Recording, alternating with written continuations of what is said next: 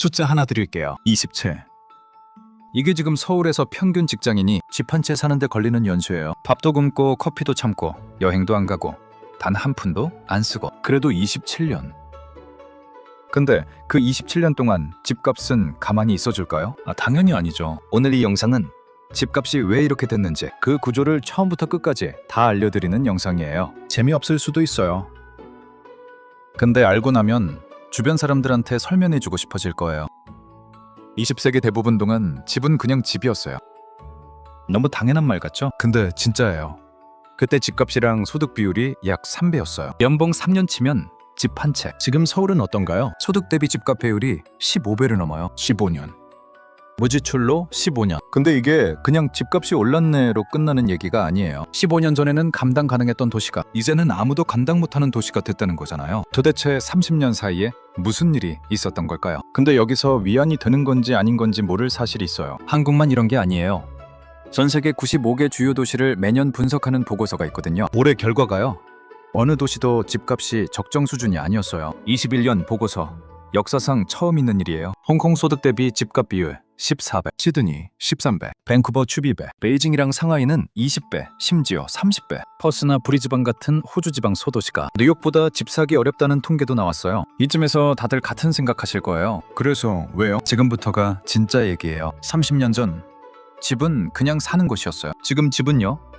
글로벌 투자 자산이에요. 이게 무슨 차이냐고요? 전 세계적으로 저금리 시대가 길어지면서 돈 있는 사람들, 기업들, 연기금들이 어디에 돈을 안전하게 넣을지 고민했어요. 그 답이 부동산이었던 거예요. 생각해보세요.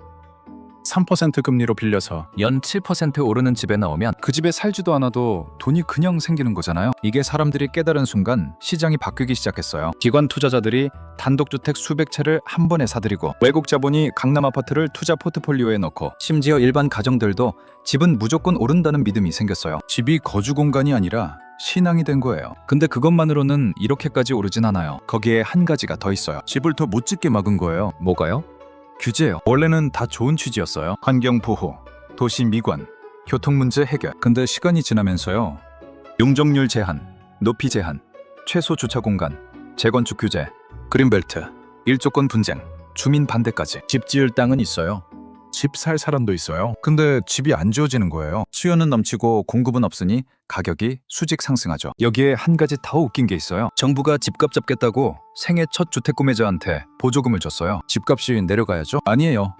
오히려 올랐어요. 보조금만큼 살 수 있는 가격 상한이 올라간 거예요. 서로 더 비싸게 부르게 된 거예요. 선의로 기름을 부은 셈이에요. 마지막 조각이에요. 집값이 오르는 동안 월급은 얼마나 올랐을까요? 지난 20년간 실질 중위임금 상승률이 10% 수준이에요. 10%. 그 사이 집값은 2배, 3배, 4배 격차가 구조적으로 벌어진 거예요. 맞벌이가 답 아니냐고요? 맞벌이 가구가 늘어나면서 집주인들은 그 여력만큼 가격을 올렸어요. 맞벌이로 번 돈이 고스란히 집값 인상분으로 흡수된 거예요. 더 열심히 살수록 집값이 오르는 구조예요. 이게 이 시스템의 제일 씁쓸한 부분이에요. 이 얘기가 단순히 집이 비싸다로 끝나면 좋겠는데요. 그게 아니에요.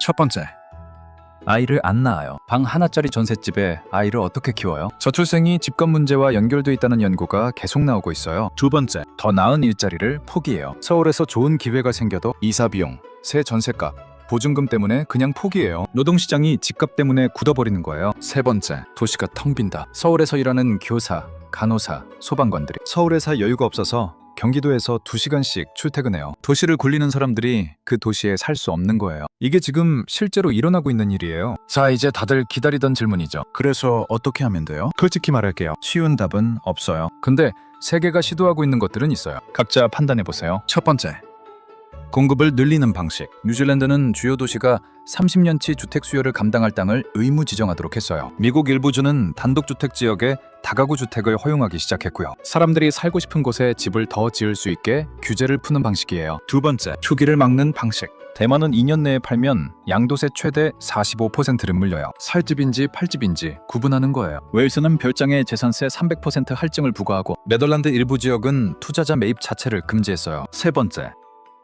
공공이 직접 짓는 방식. 싱가포르는 정부가 직접 아파트를 짓고 시민에게 팔아요. 자가 보유율이 90%예요. 작은 나라니까 가능한 거 아니냐고요. 맞아요. 근데 집을 인프라로 볼 수 있다는 가능성을 보여준 건 맞아요. 어떤 방식이 답인지는 저도 몰라요. 아마 하나만으로는 안 될 거예요. 공급도 늘리고 투기도 잡고 임금도 올려야 해요. 체계가 같이 가야 해요. 음미하면 이래요.